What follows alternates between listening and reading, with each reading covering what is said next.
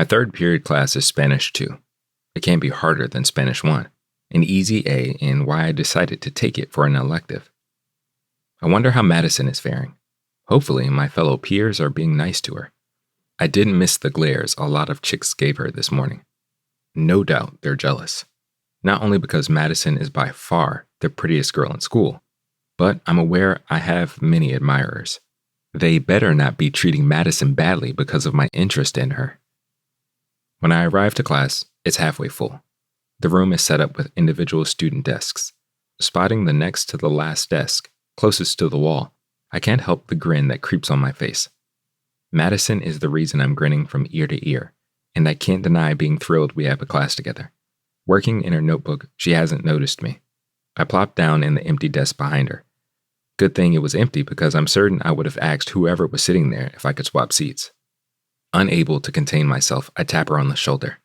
Madison freezes from working in her notebook, then glances over her shoulder. Her cheeks redden, really standing out on her light cream beige complexion. She blushes quite often when I'm around. It makes me feel 10 feet tall that I'm having the same effect on her that she has on me. It's common for ladies to blush around me, but other girls don't have the same effect on me as when Madison gets flustered. She's the only one whose attention I crave.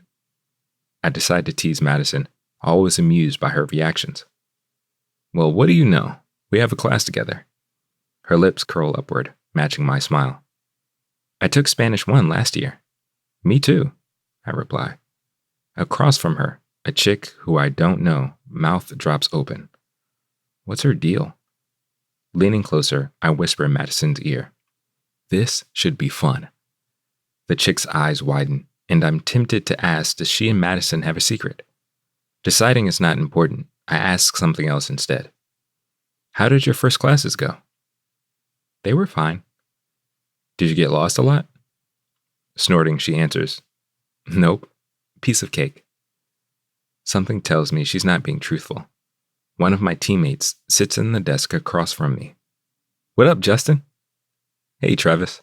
He looks over at me and then bites his lips, drinking Madison up. I want to throttle Travis, but can I blame him? The first time I saw Madison, I pretty much ogled her like a peeping Tom. With a beauty like hers, it's hard not to stare like a fool. I'm Travis. Haven't seen you around. You new? Travis jumps right in. Yeah, I moved from Baton Rouge, Madison replies. Travis's lips spread across his face. What's your name? Madison. I can show you around school. Thankfully, the bell cuts Travis off. Our teacher, Miss Perez, introduces herself. Madison turns forward. Do you know her? Travis whispers to me. If you do, you gotta hook me up. In your dreams, I want to tell Travis. I don't answer him, listening to the teacher take attendance. When she gets to F, the girl who was staring at us dumbfounded answers to Sonia Foster. A G name is called, and then Madison Gellery. Here, she raises her hand. Miss Perez continues roll. I respond in kind when the teacher says Justin Jenkins. After roll call, Miss Perez gets down to business. Okay, clase, everyone will need to pick a Spanish name that we want to go by. The name you choose will be the one that you are addressed by. I'll give you 5 minutes to think of a name. Also, have a backup in case someone chooses the name you picked. We will go down each row and you'll say out loud what you've decided. The word clase means class in Spanish. Wondering what Madison will choose, I lean forward and ask, What are you going with? I'm not sure. What name are you choosing? Diego. Kinda makes me think of the cartoon with the song. Go, Diego, go! Her lips curl up adorably. Well, I'll go with Dora then. That makes my day. I keep my thoughts to myself and reply, I like it. Our row wins the toss-up, so we get to go first. We snag the names we picked. It seems silly, but I feel like choosing those names make us a team. Spanish 2 flies by, and I force myself to pay attention. Being this close to Madison always seems to affect me in a flustering way.